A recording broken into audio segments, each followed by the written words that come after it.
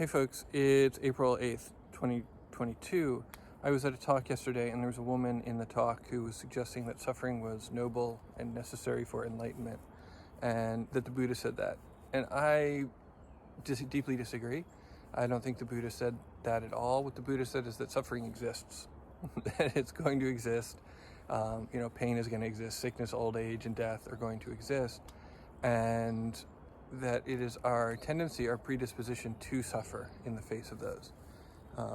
And that suffering is actually optional, although very, very difficult. But by following the Eightfold Path, we can seek to ameliorate or lessen or maybe even get rid of our suffering in the face of those. So that's a long game. That can take lifetimes and lifetimes, if you believe in lifetimes and lifetimes, of like diligent work. And that most of us are not capable of that on any given day. And trying to kind of throw the Four Noble Truths and the Eightfold Path onto somebody who is in like acute suffering is not helpful, right? It's often cruel. In the Yoga Sutras, they talk about being friendly towards the happy. If you want to have like a peaceful mind, you want to be friendly towards the happy, compassionate towards the suffering, indifferent to the wicked, and joyful to the virtuous. All right, so if you think about like if somebody is suffering, you want to be compassionate, and throwing Buddha's platitudes at that person is generally not compassionate. I mean, okay, you have to consider, can that person hear that in any kind of way that's going to make a difference for their lives, or is it just going to sound like a quacking duck? And usually, if we haven't internalized these teachings, we're a quacking duck. I'm quacking right now.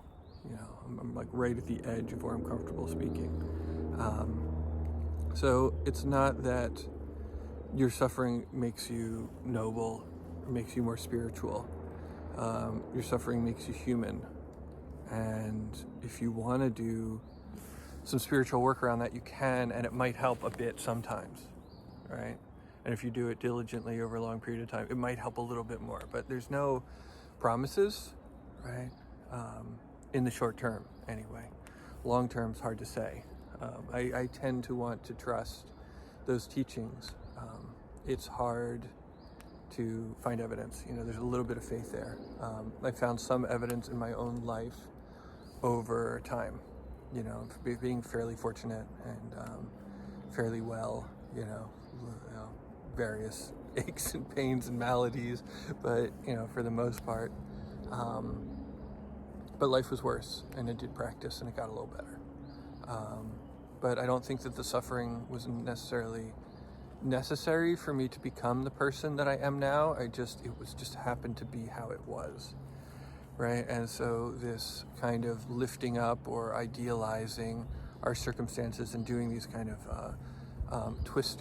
these sort of twisting ourselves up into kind of weird reframes to make ourselves feel better about stuff, is kind of delusional.